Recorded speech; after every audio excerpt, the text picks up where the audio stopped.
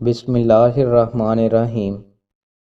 رسول اللہ صلی اللہ علیہ وآلہ وسلم نے ارشاد فرمایا، اللہ کے بہترین بندے وہ ہیں کہ جب انہیں دیکھا جائے تو اللہ یاد آ جائے، جبکہ اللہ کے بندوں میں سے بدترین لوگ چغل خور، پیاروں کے درمیان جدائی ڈالنے والے اور گناہوں سے لا تعلق لوگوں پر برائی کا الزام لگانے والے ہیں۔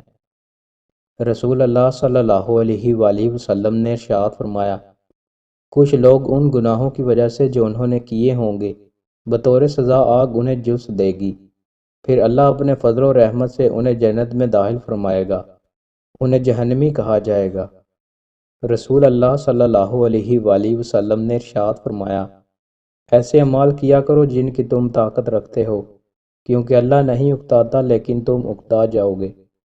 رسول اللہ صلی اللہ علیہ وآلہ وسلم نے ارشاد فرمایا، جو شخص کسی تنگ دست کو مہلت دے یا اسے قرض معاف کر دے تو اللہ اسے اپنے عرش کے سایہ میں سایہ عطا فرمائے گا۔ رسول اللہ صلی اللہ علیہ وآلہ وسلم نے ارشاد فرمایا، جب بندہ زنا کرتا ہے تو ایمان اس سے نکل کر چھتری کی طرح اس کے سر پر ہو جاتا ہے، جب وہ اس عمل سے رجوع کر لیتا ہے تو ایمان بھی اس کی طرف پلٹ آتا ہے۔ رسول اللہ صلی اللہ علیہ وآلہ وسلم نے ارشاد فرمایا، جو شخص مغرب کے بعد 6 رکعتیں پڑھے اور وہ ان کے درمیان کوئی بری بات نہ کرے تو اس کے لیے 12 سال کی عبادت کے برابر ثواب لکھ دیا جاتا ہے۔ رسول اللہ صلی اللہ علیہ وآلہ وسلم نے ارشاد فرمایا، اللہ عصر سے پہلے 4 رکعتیں پڑھنے والے شخص پر رحم فرمائے۔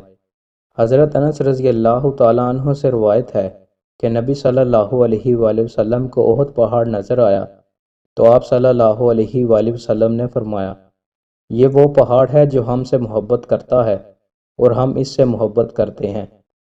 دوستوں، مزید اچھی ویڈیوز کے لیے ہمارے چینل کو سبسکرائب لازمی کریں۔ بہت شکریہ۔